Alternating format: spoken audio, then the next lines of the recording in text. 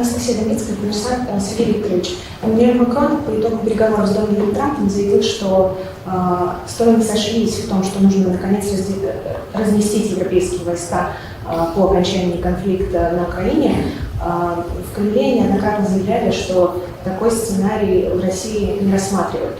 Войска из каких стран, если не НАТО, в России готовы рассмотреть в этом качестве? Да нет, мы никаких вариантов не можем рассматривать. Кстати, я не знаю, что там Макрон говорил. Он свою роль играл не очень убедительно в Вашингтоне.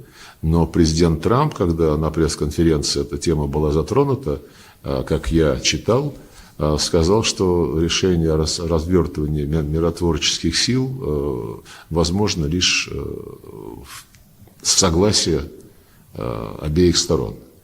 Ну, видимо, имея в виду нас и Украину. Нас никто об этом не спрашивает. Подход этот, я считаю, который навязывается европейцами, прежде всего Францией, а также англичанами, он нацелен опять на то, о чем я вот только что упомянул, на то, чтобы конфликт разогревать и дальше. И пресекать любые попытки его успокоить. Макрон заявлял в Вашингтоне о необходимости срочного перемирия, ввода вот этих миротворческих сил, а потом, дескать, поговорим и о территориях, о судьбах людей, о других принципах урегулирования. Это лукавство. Нельзя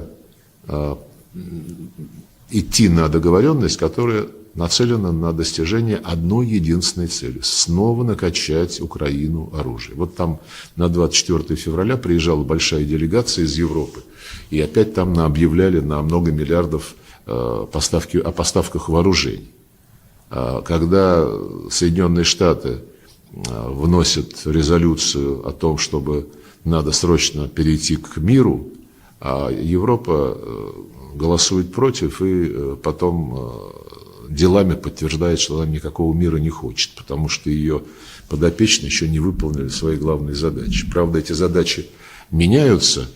Еще недавно это было нанесение стратегического поражения России, которое как заклинание повторяли Евросоюз, НАТО каждый день, то теперь Макрон в Вашингтоне сказал, надо добиться урегулирования, которое не будет выглядеть как капитуляция. Ребята ориентируются быстро, но не во всем. Поэтому разговоры о каких-то миротворческих силах – это все пустое. Там главное – уничтожить первопричину конфликта. Они не в отсутствии миротворческих сил, они в том, о чем я сказал, во втягивании Украины в Североатлантический альянс с прицелом на освоение ее территории для создания военной инфраструктуры, нацеленной против России, и тотальное истребление прав русских и русскоязычных. Некоторые говорят, ну хорошо, вот были идеи, давайте оставим линию соприкосновения, вот это российская, а это украинская. Во-первых, такого не будет, у нас есть Конституция, основанная на волеизъявлении людей. А во-вторых, то, что останется от Украины, тоже должно быть освобождено от российских законов. Там тоже люди остаются, которым удобнее даже разговаривать на русском, и которые хотят сохранить традиции своих предков, воспитанных в русской культуре. Поэтому такими простенькими механическими штучками, как размещение войск, не отделаться. Надо будет говорить о первопричинах.